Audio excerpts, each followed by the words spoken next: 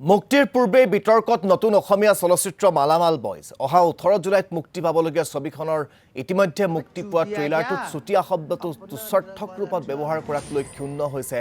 চুটিয়া যুৱ পৰিষদ সংগঠনটোৰ অভিযোগ অনুসৰি চলচ্চিত্ৰখনৰ পৰিচালক মৃণাল ডেকাই চুটিয়া শব্দটো গালিৰ ৰূপত ব্যৱহাৰ কৰি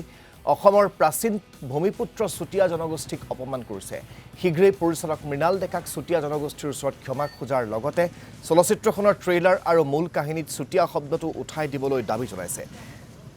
এই সন্দৰ্ভত চুটিয়া যুৱ পৰিষদ অসমৰ কেন্দ্ৰীয় সমিতিৰ সভাপতি শ্যামল জ্যোতি বৰাৰ নেতৃত্বত সংগঠনটোৰ একাধিক বিষয়ববীয়াই নিশা মৰাণ আৰক্ষী থানাত এজাহাৰ দাখিল কৰে এই ক্ষেত্ৰত প্ৰশাসনক বিহিত ব্যৱস্থা গ্ৰহণৰ দাবী জনাইছে সংগঠনটোৰ নেতৃবৰ্গই যিটো সময়ত অসমৰ মাননীয় মুখ্যমন্ত্ৰী ডক্টৰ হিমন্ত বিশ্ব শৰ্মা ডাঙৰীয়াই অসমৰ অন্যতম প্ৰাচীন ভূমিপুত্ৰ চুতীয়া জনগোষ্ঠীৰ যিটো চুতীয়া নাম সেই চুতীয়া নামটোক তুচ্ছাৰ্থত অৰ্থাৎ ব্যংগাত্মক অৰ্থত ব্যৱহাৰ কৰাক লৈ অধিসূচনা জাৰি কৰিছে সেই একে সময়তে অসমৰ এজন চলচ্চিত্ৰ পৰিচালক মৃণাল ডেকাই মালামাল বয়জ নামৰ চিনেমাখনত যিখন আমি যোৱা কালিৰে পৰা বিভিন্ন ছ'চিয়েল মিডিয়াত আমি দেখা পাইছোঁ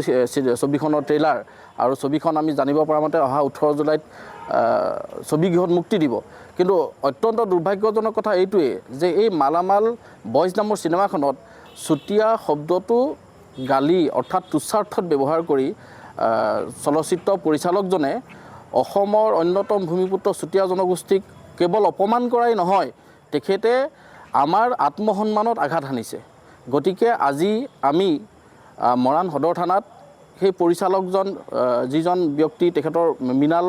ডেকা নামৰ পৰিচালকজনৰ বিৰুদ্ধে আমি এজাহাৰ দাখিল কৰিছোঁ